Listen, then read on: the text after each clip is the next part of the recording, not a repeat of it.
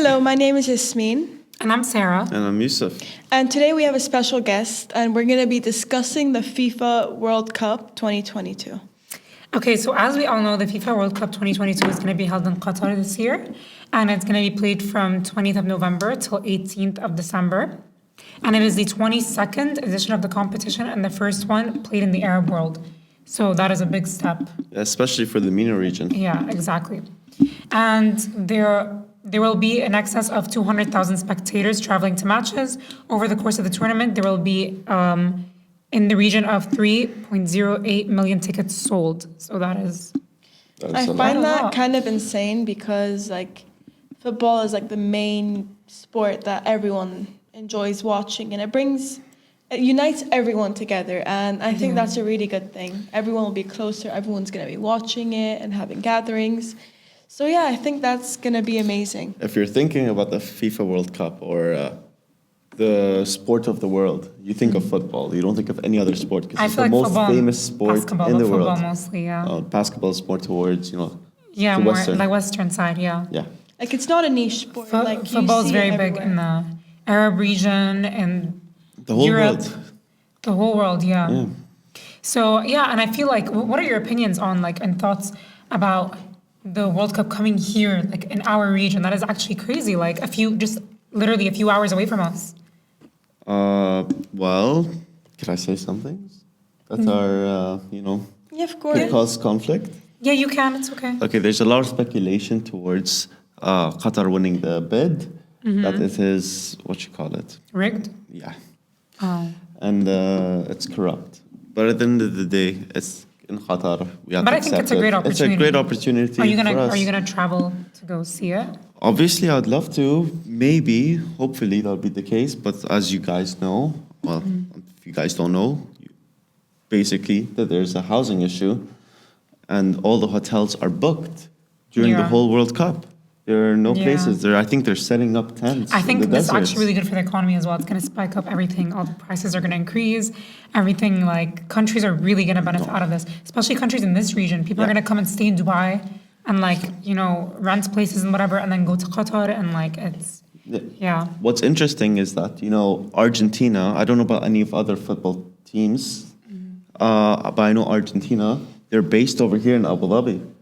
So that means that they'll be traveling from Abu Dhabi to Qatar for their matches. But they're based here because there's not enough space in Qatar because it's a small country at the end of the day. But it's also helping towards Dubai, Abu Dhabi, Saudi Arabia. Bahrain. It's helping Bahrain, all these Kuwait, neighboring Oman, all of these neighboring countries. The They're going to GCC benefit out of basically. it as well, other than Qatar. Yeah. So that's a huge benefit. I think it's a great opportunity for the Arab region, especially we're getting more recognition. We're taking part into a big game, almost as big as the Olympics and stuff like that, So I think it's if really, not bigger, in my opinion. Bigger, yeah. So I think it's a really great opportunity. And if you're gonna go watch the match there, I think it would be perfect timing because it's right here. Came to you. Yeah, of course. Would you want to go watch it? Of course, I'd want to go watch it. Why didn't you get tickets? They're hard to get. Yeah, they are. It's harder said than done. Yeah, I know. Okay, so one of the main questions we want to ask for about the FIFA World Cup and whatever, I was wondering whether you think it leads to more of a utopian society or a dystopian society. And it can be both as well. So utopia is basically where people live in harmony and everybody's just a world of peace and just and connected and, and it's all good. And dystopia is kind of chaos. When you watch these movies Mockingbird and all of that and before the chaos. It just, of course. Well, it's definitely both. Yeah. But I think it's going to be more of a... More dystopia, because many people... I actually think the opposite. No. Why do you think that won't be the case? Let him answer the question, and then from there you can talk about it. Okay, so for dystopia, why I think it'll relate towards more that concept is because, have you seen the Euros? Oh, Yeah. that was crazy. It was That was crazy. insane, The yeah. amount of A lot of- fights and the amount of yeah. racism that occurred was and insane. people, they take it like People take it to heart. Like people take it to heart, and it's kind of like insane because they react and like it's something very personal to them, especially like England when they lost against France or Italy. Italy.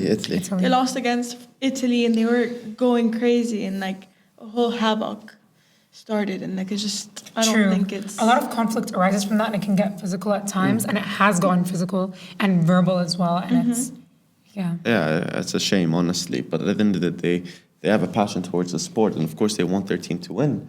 Because at the end of the day, the World Cup is not like Champions League. It's more it's than a that. it's once every 4 years. Yes, So it's like it's if we don't win now, we're gonna have to wait for the next 4 years, and we don't even know if we're gonna be qualified in the next World Cup. exactly. Yeah.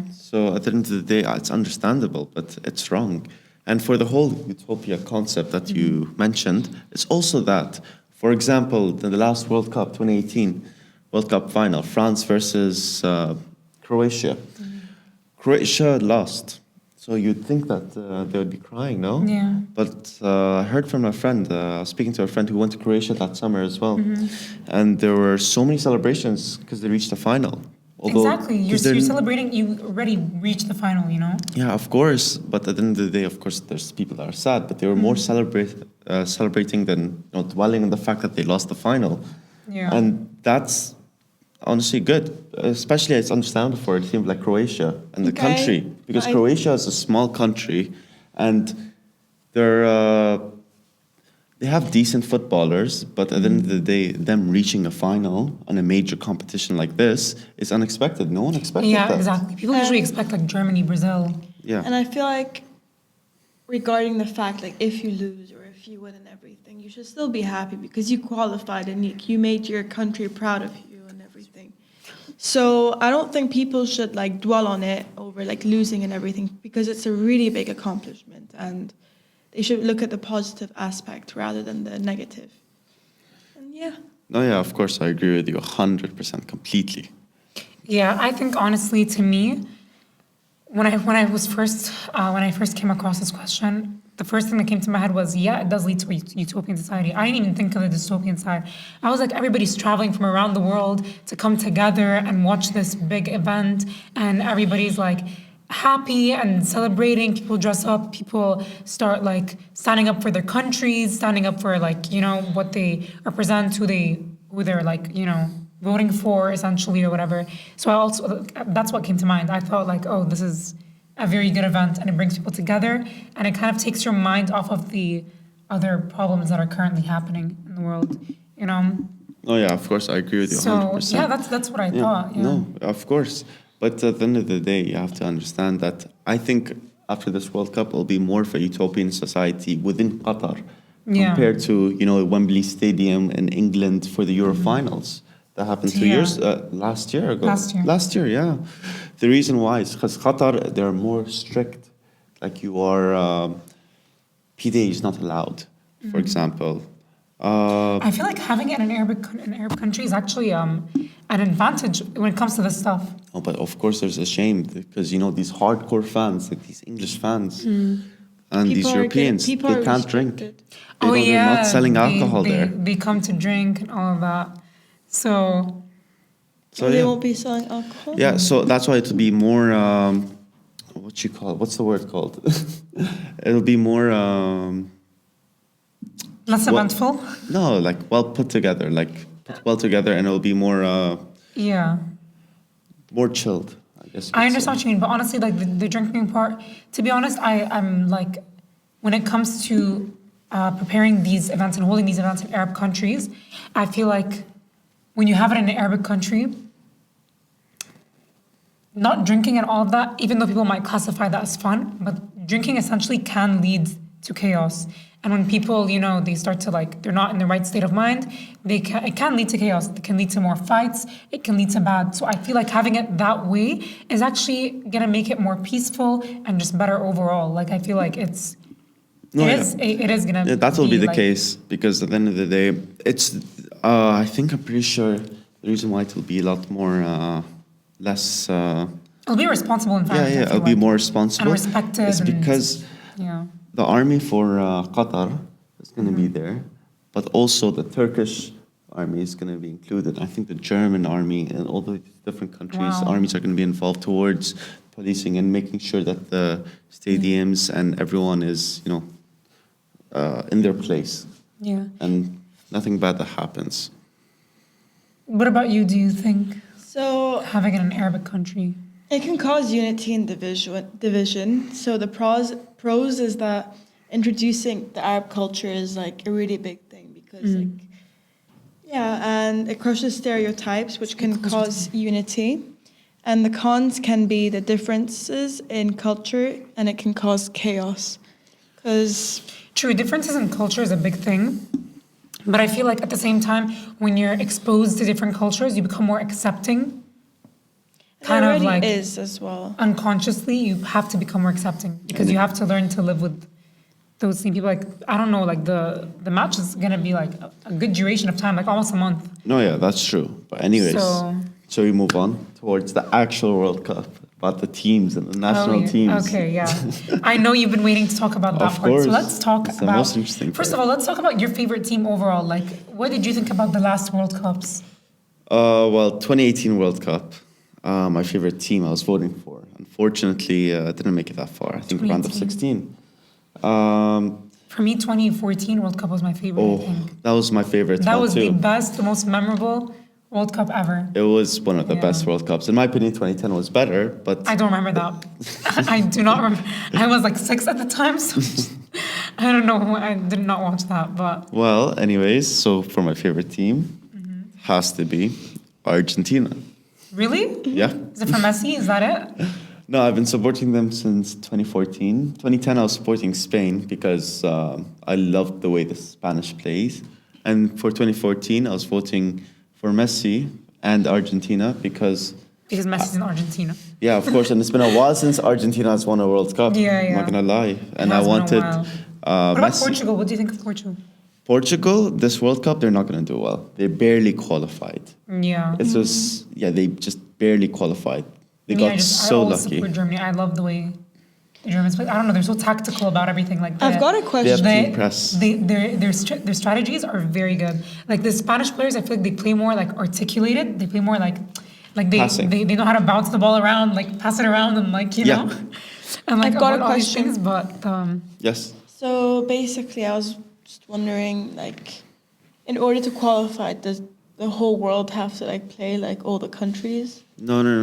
So basically, the Asian countries, they play against each other in a group. And then, for example, Europe is the exact same thing. And for America, North America, and South America, and Africa. They didn't get in, Who?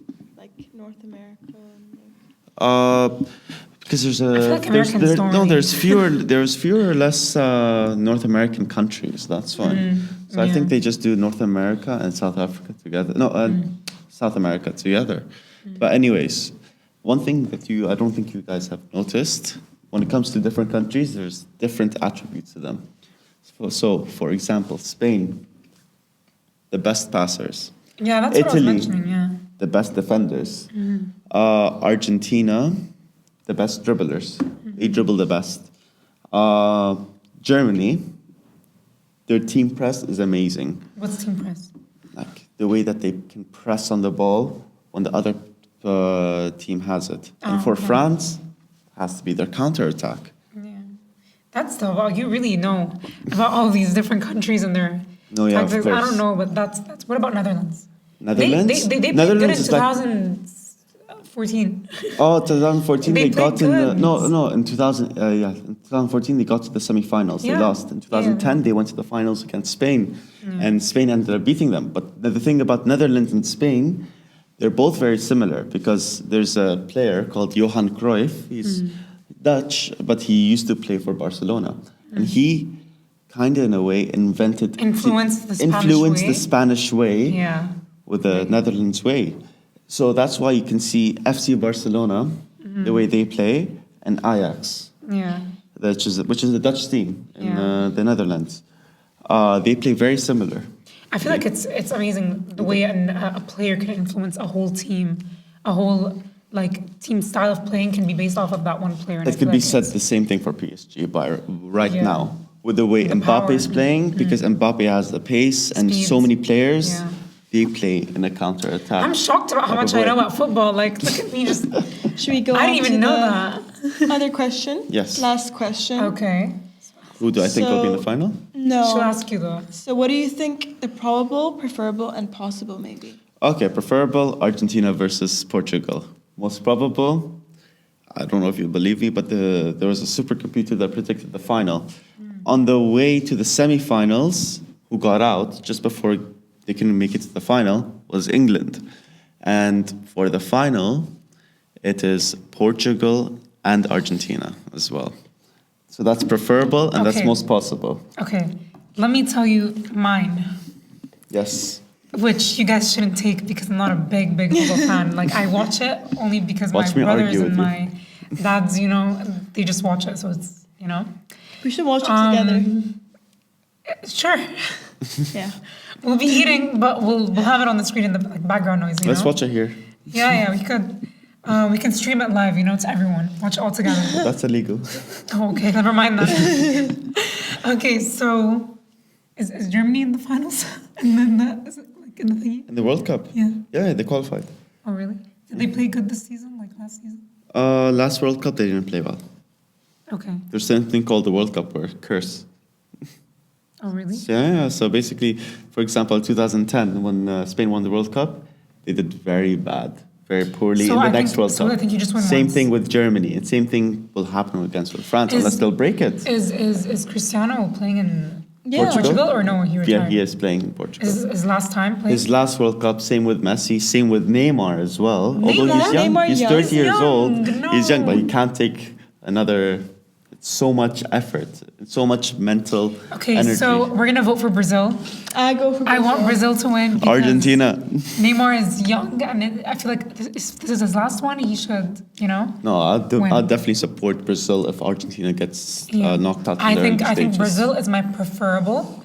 The probable, I don't know. Argentina is hard to believe for me because to me the only good player in Argentina is Messi because I don't know anyone else. They're an unbeaten streak of 39 games right now. Okay. They might beat Italy's record, and Wow. if they go to the final, that'll be Messi's 1,000th game. Oh, Yeah, okay, but that means he's just worn out. So like I feel like he's not worn out.